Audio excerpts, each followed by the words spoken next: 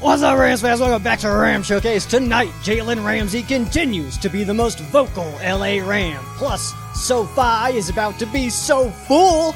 And later, fan quesos, you got them, we answer them next on Ram Showcase.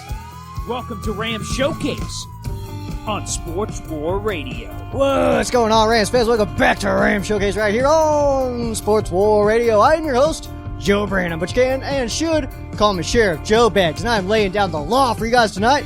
Cool stuff to get into. Cody, we got your segment here. We're doing the top fives. We're also talking just a little bit about some OTAs. SoFi Stadium, about to be so full stadium with all the people that are going to be in there.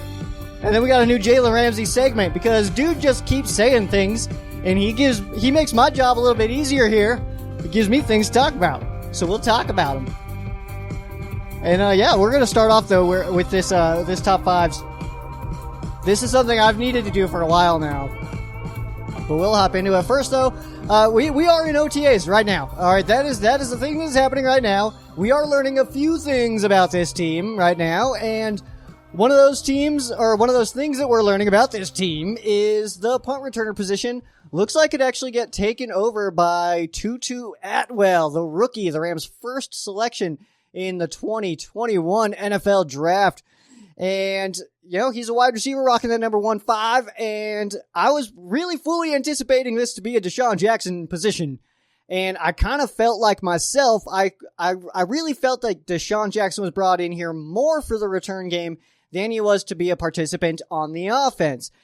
Based on what we know so far throughout the beginning of OTAs is that, Matthew Stafford is out here saying that Deshaun Jackson still got the wheels. So maybe that is why he was brought in, to be that deep threat for Matt Stafford. I have a problem with saying Stafford, by the way. I started, and now it's very hard to stop. I don't recommend it. But Stafford has said some good things, as not just about the coaching staff, but some of these players as well. It's the press conferences. They're still virtual, so it's still a little bit weird to see, but I really like the things that are being said by some of our leadership, some of the leadership on the LA Rams, which is, Matt Stafford. He's been saying some good stuff. And on the defensive side, Leonard Floyd. So, that kick returner, punt returner position looks like it could be Tutu, but it's also May, guys. All right. So we're not going to lock in anybody on their positions right now. Like we talked about offensive line last week a little bit and where these guys were lining up, as like Evans at right guard, Corbett at center, Edwards at left guard. So we're seeing these things, but let's not pretend like on May 26th that this just means they're locked in on that spot. I'm sure some shuffling is going to happen, and just because a photo comes out of them in a specific positioning does not mean that that's locked in for week 1 Sunday Night Football against the Chicago Bears. That doesn't necessarily say anything to us about exactly where everybody's going to line up, anything like that. We got to wait for preseason. That'll be the most telling, in my opinion, as far as some of the depth goes. We did get some switches with the cuts.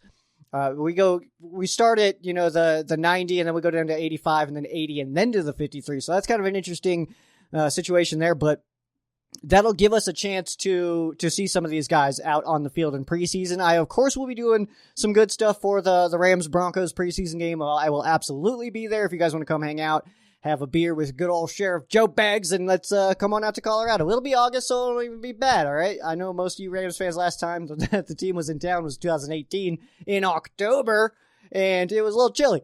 So we won't have to deal with that this time, which is good news. But I did talk about the offensive line. That's one thing we're still watching for. We're still watching those position battles unfold in front of our eyes with guys like Corbett, Evans, Edwards. Noteboom is in that conversation too. I'm not sure why he's not necessarily getting those starting reps. Yeah, I think he did a fine job at left guard last year. The Rams offensive line was a top 3 unit according to Pro Football Focus, the company run by Chris Collinsworth, or owned by Chris Collinsworth. I don't think he's in there like doing algorithms and stuff, but you never know, actually. And then the safety position, that's one that we're keeping an eye on as well. Of course, we got a very young squad at that unit. It's, Jordan Fuller is, I've claimed it now, Sheriff Joe Bag's favorite current Ram, and number 4. And we do have some other players there that I really like as well. Terrell Burgess, I think, is awesome. I like Nick Scott.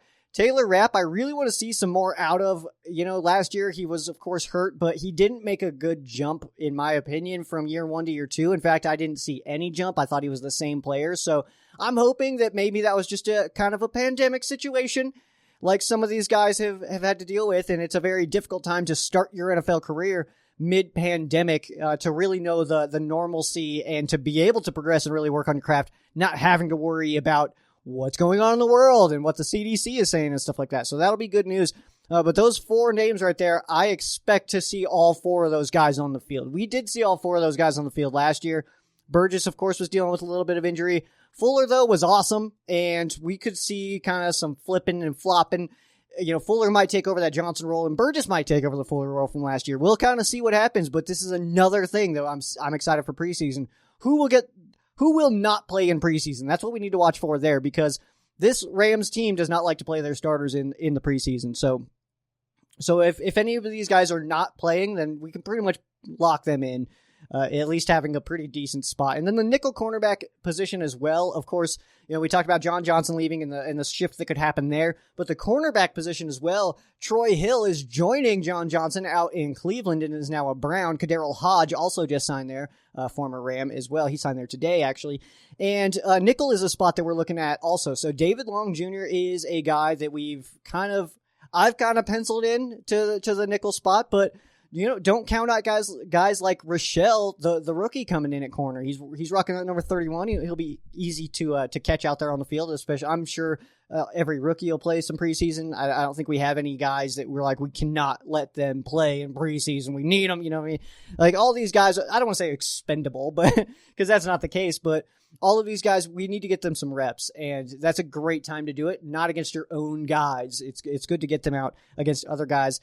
They can hit just a little bit harder, you're not as worried about, the future. If you blast somebody, you're not worried about it ruining your team for that season. So another thing that I'm looking for here and that I've seen so far, and I hope continues for the OTAs, is the lack of news. That's not a bad thing. All right, guys.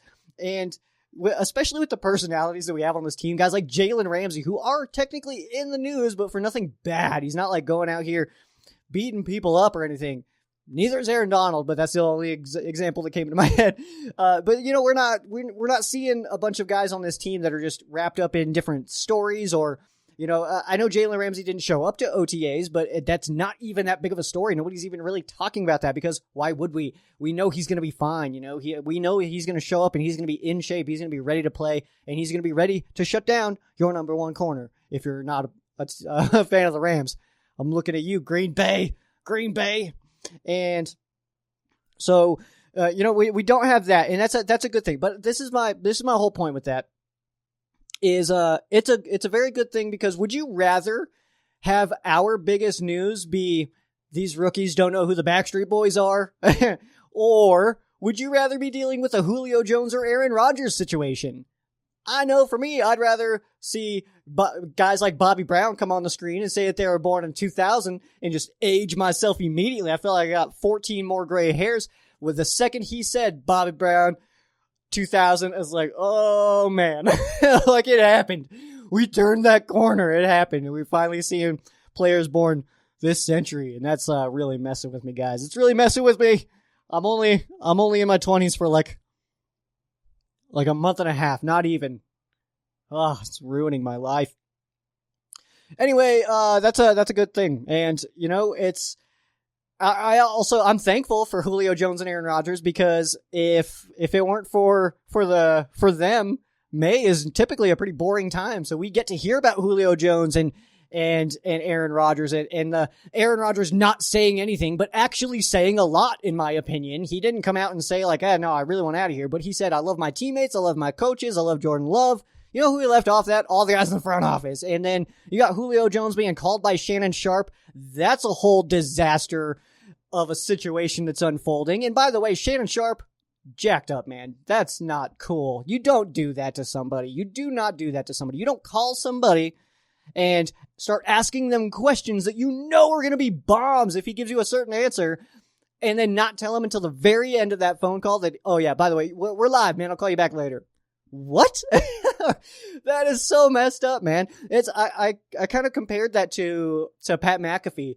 McAfee will do that to people, but in a completely different way, in a completely, in my opinion, respectable way. It's still a little bit rude to call somebody and have them just be on air, no matter what the situation is.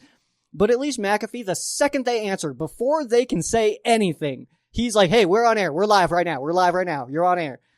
And if they don't want to say anything, they can just hang up. But Shannon did not. He was just like, hey, man, what's up?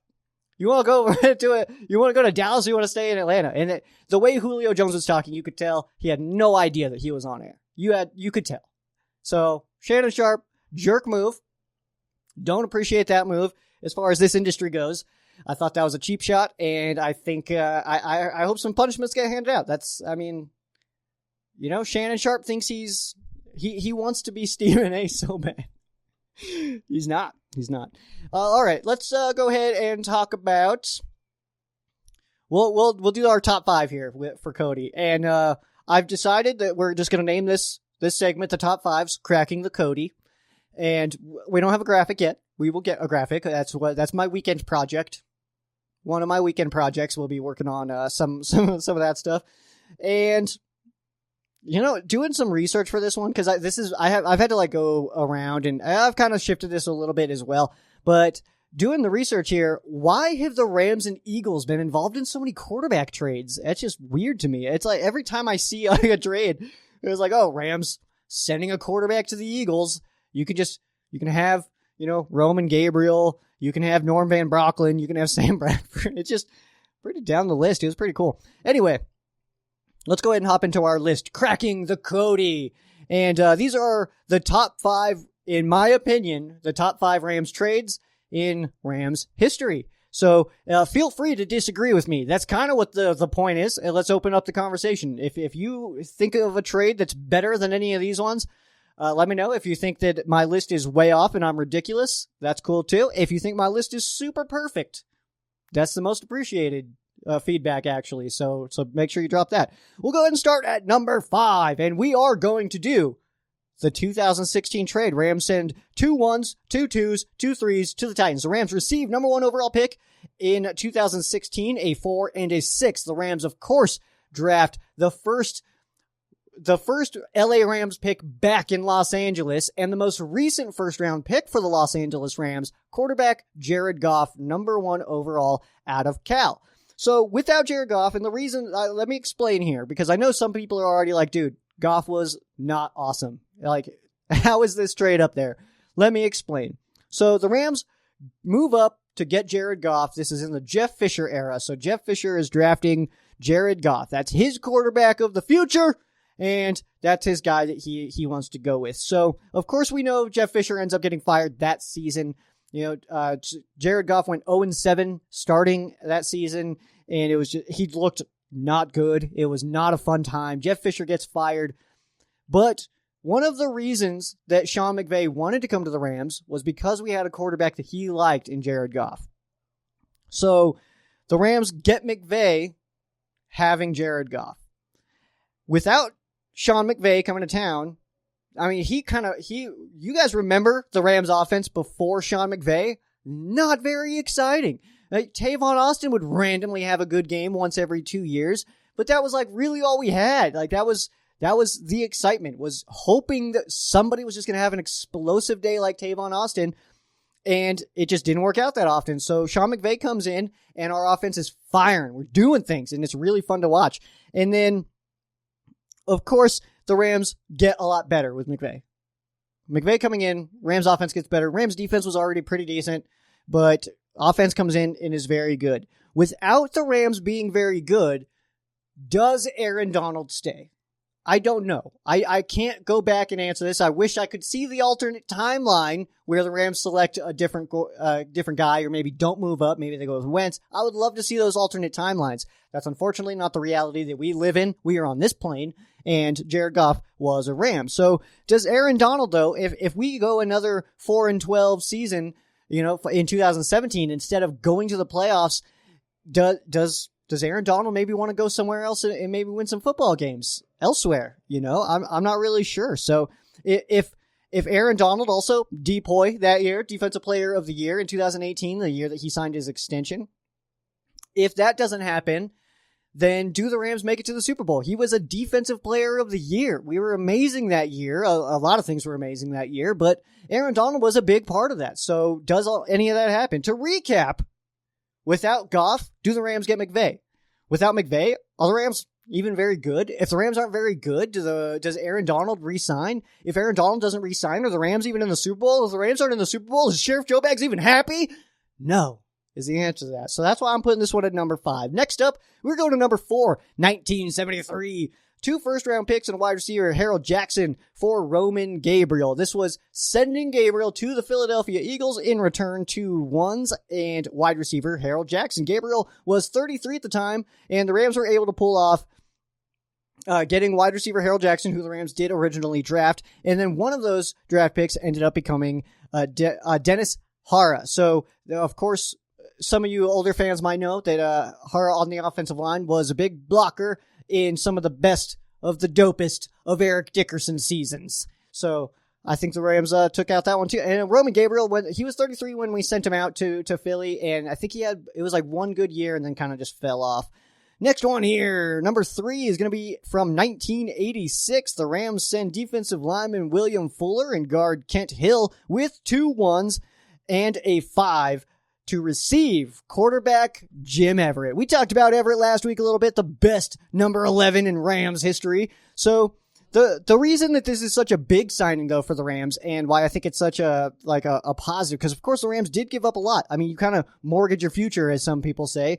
But you send off Fuller, you send off Hill, you got 2 ones and a 5, but in return you get Jim Everett, who ended up being a top Rams quarterback. The Rams quarterback, it's hard to rank them. There's a lot of very good ones, a lot of, like Hall of Fame level talent guys that were just amazing. But, Everett comes over and he was pretty apprehensive to sign with Houston because Warren Moon ended up playing, I think it was like 9 more years for the Oilers. I always want to say Texas, for the Oilers. He played there for quite a while after this. So, Everett was kind of, he's like, he even said that, like, he felt like it was kind of, he was being picked for the future and his contract reflected that. So he didn't really want to sign there.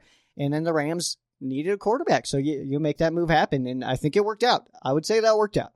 Number 2, we go to 1974. The Rams send quarterback John Hadle to the Packers. Rams receive 2 ones, 2 twos, and a 3 from the Green Bay Packers for quarterback John Hadle in 1974. The Rams had just a week before benched Hadle, and the Packers were like, that guy, we want to get him over here. We need him. And I have no complaints about that because the Rams got pretty much a pretty solid haul for him. The Packers were in conversations for Archie Manning with the Saints, but that fell through. So then they wanted Hadle. So Hadle played less than 2 full seasons for the Green Bay Packers before he was traded to Houston for a different quarterback. So he didn't even really pan out there. They gave up those 2 ones, 2 twos, and a 3, and it didn't even work out. And one of those picks for your LA Rams turned into Nolan Cromwell. So Nolan is part of the Ram It song, and that's one of my favorite things. That was my ringtone for a really long time.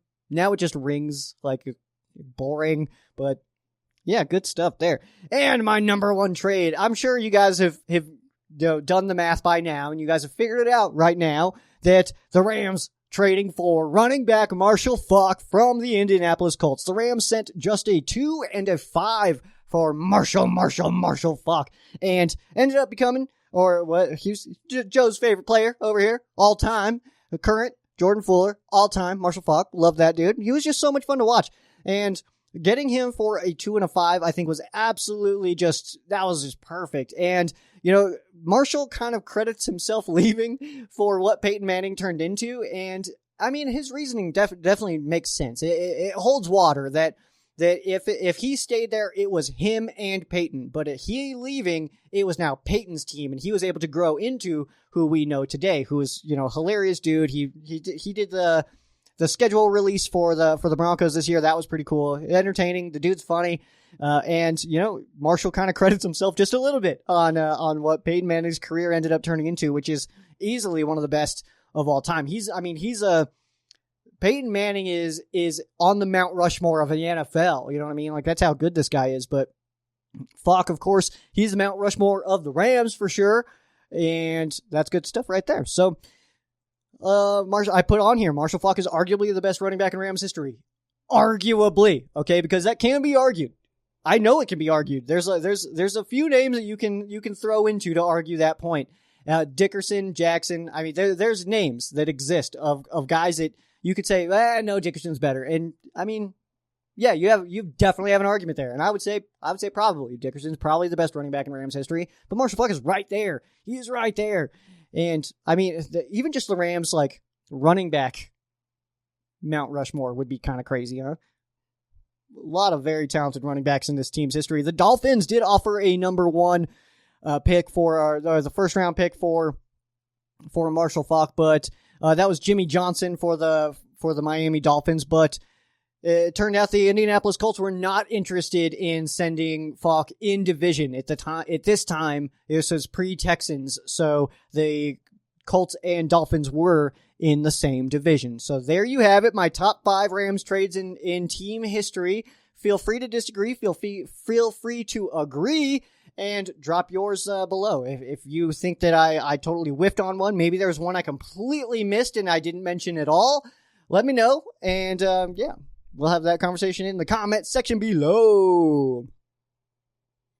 All right, real fast, we'll talk about this one, then we'll get into our break, and then we got a new Jalen Ramsey segment that we will introduce this time. Don't have graphics for that one as well. Again, that's a weekend project. But we'll start with SoFi Stadium opening up for full capacity, and that's going to be awesome. All right. I mean, we kind of expected this news. You know, if Roger Goodell is coming out, he came out, was it before the draft, and was like, I feel pretty good that we're going to have full stadiums this season. You know, a guy like Roger Goodell, you got to think he's pretty tuned into things. All right. He's pretty tuned into the universe right now.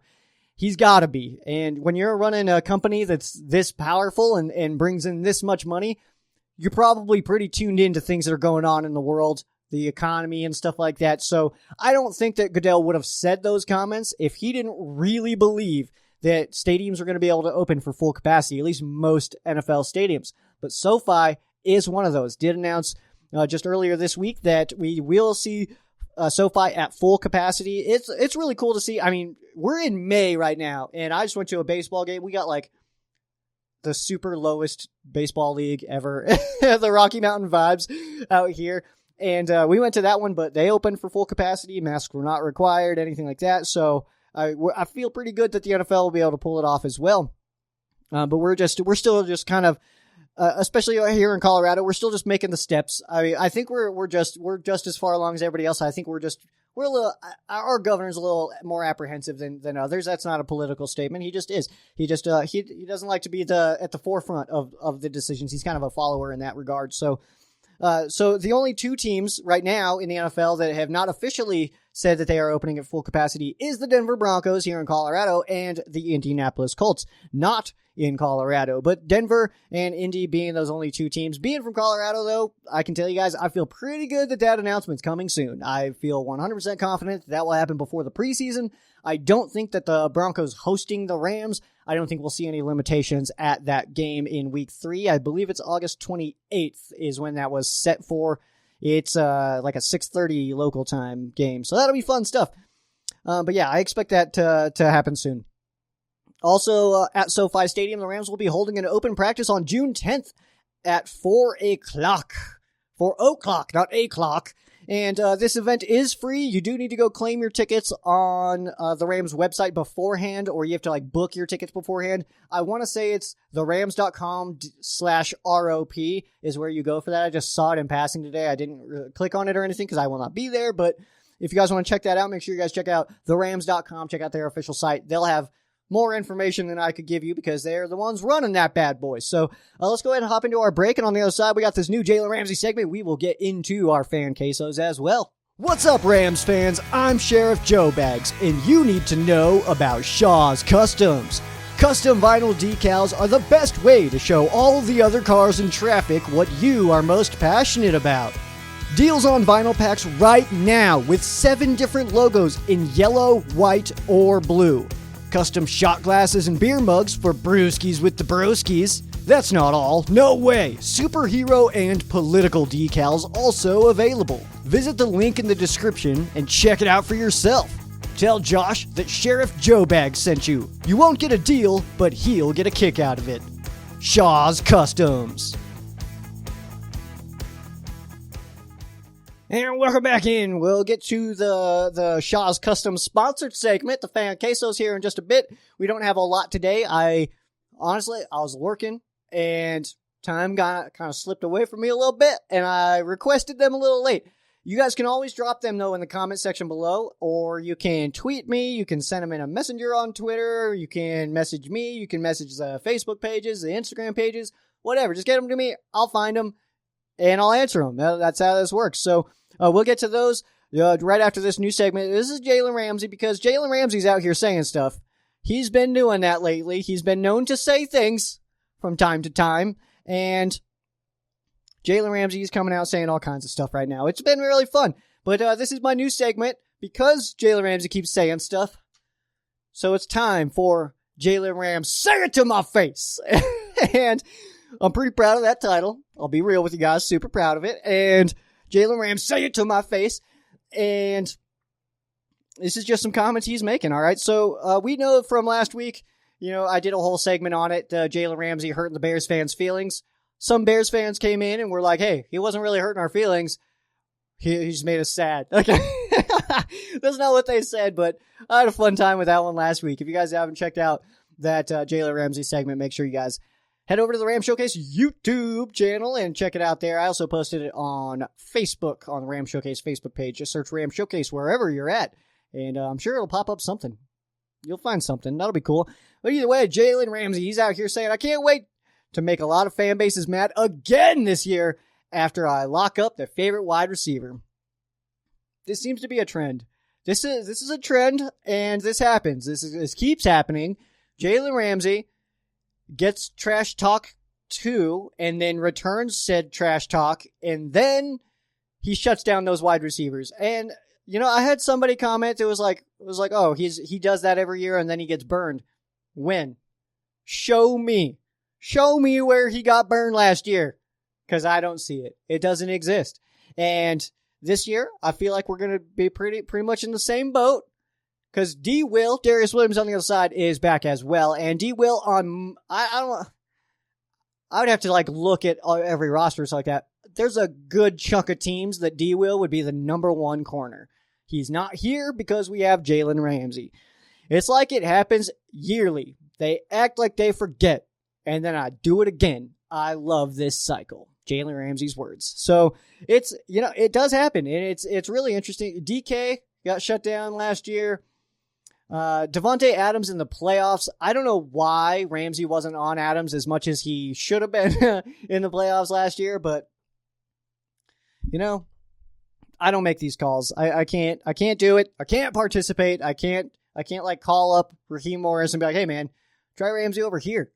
They don't want to listen to me.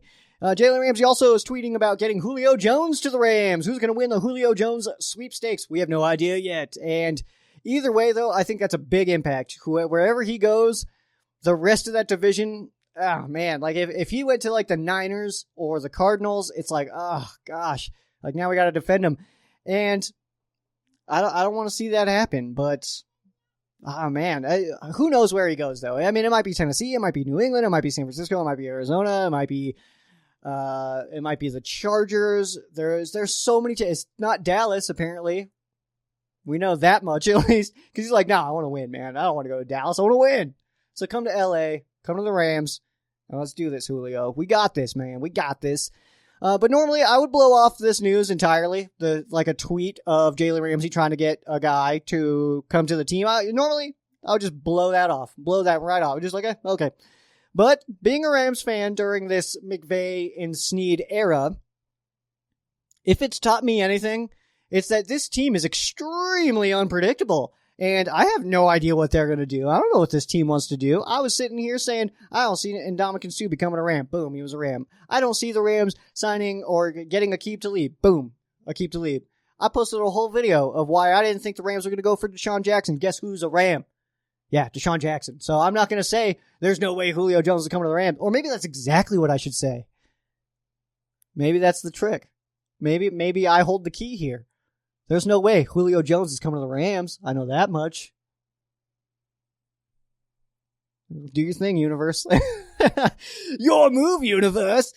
And, I'm not sure exactly how the Rams would pay Julio Jones, but also one thing I've learned during this Snead-McVay era is that the salary cap is just this mythical thing that you can just always work around.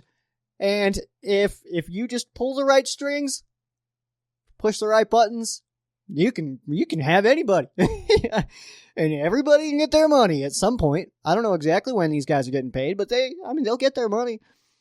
And Shannon Sharpe again, man. Rude. I have it in my notes here twice. On purpose. He didn't tell him he was on air till the very end. Gosh, I cannot imagine. Let's hop into our fan quesos. That is Jalen Ramsey. Say it to my face. All right. Gary is going to ask me a question that's going to make me do some research here because I need the full list in front of me. So as I kill time here, we will introduce the segment. And basically what we got going on for this segment is the fan quesos. It's pretty standard stuff. You guys know how it works. And basically you just drop your question. I am terrible multitasker, apparently. I cannot do that. Apparently I cannot type to find these names if I'm also trying to talk to you guys. So we're just going to do that a little bit. So let's see. So Gary's question is, which UDFA do you think has the best chance of making an impact? Solid question. That's a strong start because, the UDFAs are always, it's always a part of the team where, nobody really thinks that they're going to do a whole lot. And then there's always a couple of guys that just kind of light it up and do really, really well. We've seen plenty of UDFAs make some impacts, but the Rams are not on this page. So let me get the full list here because I've got names in my head right now. Like I would love for Sylvanik to be one of those guys, but I want to see the full list here. This is going very slow. This website is let's see. That was not the right one to go to. Too many pop-ups making me go slow over here.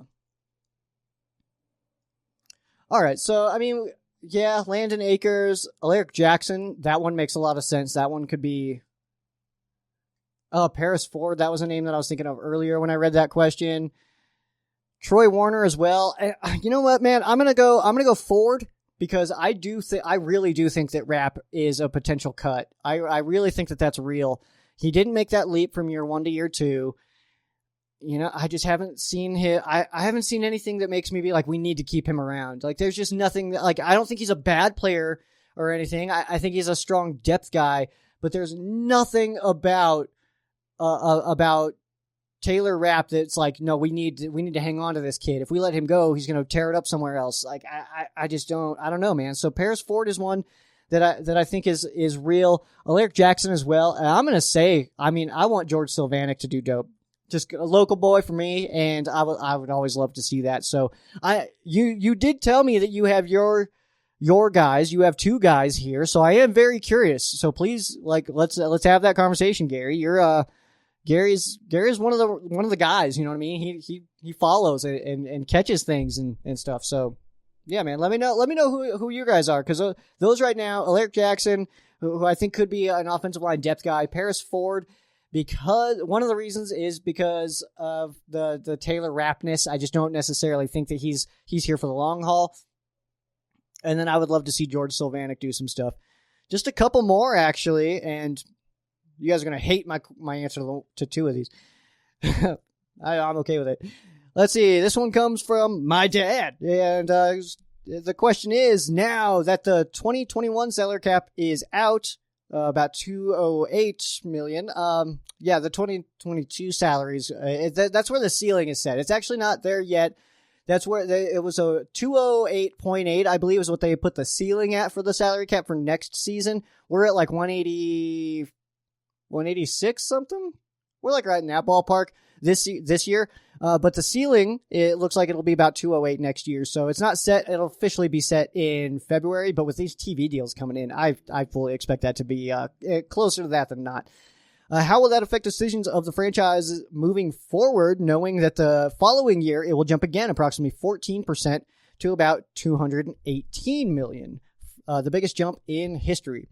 I have not seen that number, so I can't really comment on the 14% number because I just haven't seen it. So I'm not calling you a liar, but I have not seen it. I did see the 208.8 for the ceiling for the 2022 season, which is a decent jump from this year. Decent jump. How will that affect the franchise and the decisions moving forward? I think that this will allow the team, especially a team like the Rams, who are in a little bit of a cap situation where we keep pushing things back, but eventually you got to pay that. All right. The money doesn't just go away. If you keep pushing it back, you still have to pay it eventually, and it still will count against your cap at some point. It's just when it's against your cap, when it's paid out, all that stuff.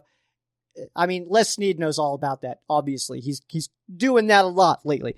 But what I think it does for the Rams specifically is it allows you to sign somebody and say, okay, we're gonna give you a $20 million deal. This year, though, it's only going to be $5 million. Next year, we'll do the 15 because we're going to get the boost in salary cap, so you'll get more that year. It'll kind of even out. Or you could even do it percentage-wise where you could say, you can like do the math on it where, I'm not going to do it right now, but if you could do the math on it where it's like, okay, we'll pay you this, and then to keep it in line with the salary cap, like this is your deal, but it's going to increase by the 14% that following season. But I'm a big fan of incentive-laden contracts, and that's something that the Rams have been doing where, you get bonuses for hitting certain milestones. They like to help their guys hit those milestones. If somebody's close to something, they'll let them have it, or they'll even just pay for it. If somebody was close, they'll do that kind of thing. Like, and Jalen Ramsey's got a bunch of incentives in his contract, so I know he's got that big deal, but he's got like the Breland and Braylon boosters in his contract. Those are his daughter's names, so he's got like those boosters in there, and that's pretty standard. But that's what I expect or believe that this team would be doing, anticipating that cap to increase over the next few years. It's just kind of utilizing that and saying like, okay, we'll give you this deal. Your deal is $3 million or 3 years, $30 million, but this year you're only going to make $3 million, and just let that kind of ride out. So for this team specifically, and this LA Rams team specifically, in the cap situation that we are in, I think this is super beneficial. Of course, adding to the cap number is always going to be beneficial, and we know that Mr. Stan Kroenke, Enos, is not. He's not going to be able to not afford it. You know what I mean? Dude's absolutely loaded. He's got his own money of like Nuggets and Avs and Arsenal and the Rams and stuff like that, and then his wife's got the Walmart money, so they're going to be fine. I don't know how that necessarily tied in. I lost my train of thought, but yeah, I think it's going to work out nice. And the increase of the salary cap is definitely not going to be a bad thing. But as far as the 2022 salary cap, it looks like it will be. They put the ceiling at 208.8. I would anticipate that being a lot closer to about the 203, 204 mark myself, if I had to guess. But these TV deals that the Rams, that the league just signed, I mean, that tells us that the increases are going to keep happening. The amount of money that the NFL is bringing in from these TV deals, insane. And maybe that's why they're not going to do their own streaming service, like the NFL streaming service. Maybe they realize that these other companies will pay them more than they would be able to pull from subscriptions or anything like that. So, yeah, I don't know. The next one here comes from Paul. Which fantasy players on the Rams are worth investing in? Stafford. Just get Stafford, man. You'll be pretty good because I hate fantasy football with my whole heart. I don't get it. I've played it my whole life. I like it. I've played it for years. I don't care. I have a very difficult time giving a crap about my fantasy football team name, or my team at all. Turn Your Head and Goff was one of them for a little while.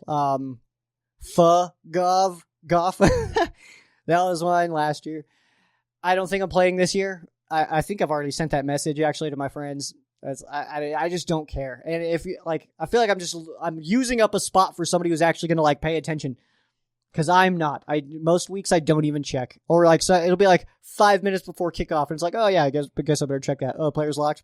Whatevs. Let's go Rams. I just get into the game. So I don't know, man. But I would say, for this question, so I don't completely blow you off here, Paul, is going to be Mr. Matthew Stafford. And I think that's because he's got so many weapons, man. I mean, you got Robert Woods, Cooper Kupp, Deshaun Jackson, Van Jefferson, Tutu Atwell, Tyler Higbee, Cam Akers. He's got more weapons on the field than he's ever had in his entire playing career. So I think that's going to be beneficial. I would say that he's probably going to put up some decent numbers as far as that goes. I would steer a little bit clear of really any of the Rams wide receivers. I know that, people love to go the Woods and Kupp route, but as far as fantasy football team goes, are there enough footballs? All right. Matt Stafford's only got one cannon attached to his shoulder, not multiple. So he can only shoot one of those things at one of those guys per play. Is it going to be enough footballs to go around? I'm not sure. Also, Matt Gay. Pick Matt Gay, Paul. You won't be disappointed. Next one here from Paul. Best Rams-related fantasy football team names. Hate this question with my whole heart, Paul, because I'm not playing this year. And so what I'm going to need for you guys here, my deputies, if you will, I'm going to need you guys to drop some because I have none. I know that there are some things that we can play with. I don't know if maybe some Lions fans have had some luck with using Stafford in a pun. We got some stuff to do with Akers probably. Woods gives us some stuff. Kupp gives us some stuff. Tutu now gives us some stuff. Ramsey gives us some stuff. Donald gives us some stuff. Leonard Floyd probably gives us something. Let's see. Fuller, I don't know, maybe not. Well, Fuller, Kupp, Woods. There's like things you could do to like stack them. Like back in the day, I don't know why this is the example that pops into my head, but back in the day when the Chargers had, it was like Malcolm Floyd, Phillip Rivers, and Antonio Gates, and it was like open the Floyd gates, the river, and let the rivers flow or whatever. Like, I feel like maybe you could stack them up, Kupp, Woods, Akers, But I need you guys' help. Drop them so that other people can steal them, because that's what happens to fantasy football team names. One person thinks they're clever, and then other people try to lie to their friends and tell them that they're clever. They're not. They're not. But that is going to do it for our fan quesos in this episode of Ram Showcase. Thank you guys for your fan quesos. As always, I do super appreciate it. Let me just do a quick check, make sure that I am not blowing anybody off. That is not what I'm here for. All right. So yeah, my comment back to Paul was fantasy questions already. It's May. Like he said, it's never too early for fantasy questions. It's always too early for fantasy questions. Actually, that does lead me. I don't know how this is necessarily going to work out yet. We have not even begun real conversations as far as logistics or possibilities or anything. So, but it is very, very, very possible that I actually bring somebody in this season for a fantasy football segment because I just don't get into it. I also don't really, I don't know. There's people who have the brain for fantasy football. I do not. I do not have that fantasy football brain. It's kind of like the draft brain where, people get like draft is coming up and all of those picks are super important. Every single player that gets picked is an impact player when we all know that that's not the truth. And, I don't get into the hype of it, I guess, is what you can say. Is the draft hype. I don't get into the draft hype. I know that not every player at the Rams picked is going to be worth anything. And not all of them are going to play. Not all of them are going to be awesome. We'll be lucky to get, 3 or 4 guys that contribute. Every team is. But, draft day, all those guys are huge impacts. And I feel the same way about fantasy football. It's like, it just, I don't know. I feel like it's a time waster, which is fine.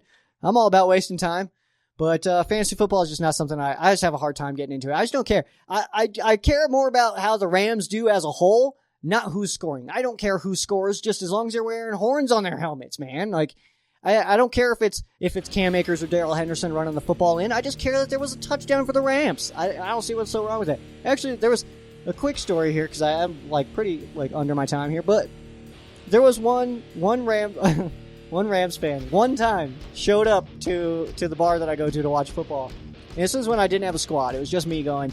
And he showed up, and the Rams were playing the Cardinals. I don't remember what year it was, but the Rams were playing the Cardinals. And he comes up, and he says, he's like, man, I hope that the Rams win. And I was already like dude, you're wearing a jersey. You hope I expected that. Like, you didn't need to preface that. But he's like, I hope the Rams win, but I hope Larry Fitzgerald scores a few times because he's on my fantasy team. And I, immediately was like, I don't want to hang out with this guy. Immediately. I was like, I don't care, man, about your fantasy football team. I hope Larry Fitzgerald does a terrible job. I hope the Cardinals do a terrible job, and I hope the Rams win this game. And I hope, I'd like to shut them out. I don't want to hope that this guy does well because he's going to make you be able to text your friend Jeff and be like, ha, gotcha. I don't care at all about that. It's it's fantasy football. I don't know, guys. Maybe I'm overreacting. Maybe I'm the jerk. I don't know. Probably. That seems to be a trend lately. All right. Fantasy football team names, drop them below. If you guys are going to be at SoFi, make sure you guys take all of the photos. I am still looking at that December game. I hope to meet you guys out there. If you guys want to come out to Denver in August to see our boys play those Broncos in preseason, I don't care about score in that game. Rams could lose that one 100-0. Doesn't bother me at all. It's preseason. Those games don't count. And does anybody remember our preseason record from 2 years ago? Yeah, that's what I thought. All right, those games don't matter. We just need to check out those position battles, which is what we will be watching and talking about in those weeks. But yeah, that is going to do it for me. Make sure you guys follow Ram Showcase on all your favorite social media. That would be at Ram Showcase on Instagram and Twitter, Facebook.com/Ram Showcase. You can follow myself as well at Sheriff Joe Bags on Instagram and Twitter, Facebook.com/Sheriff Joe Bags. Yeah, and make sure you guys check out Shaw's Customs. Links wherever you guys are listening. I did that commercial. It's pretty sick. And yeah, that's going to do it for me. I am Sheriff Joe Bags. This has been Ram Showcase on Sports War Radio. For those of you who aren't Rams fans, our thoughts and prayers are with you. For those of you that are Rams fans, thank you guys so much for listening, and you guys have a great night.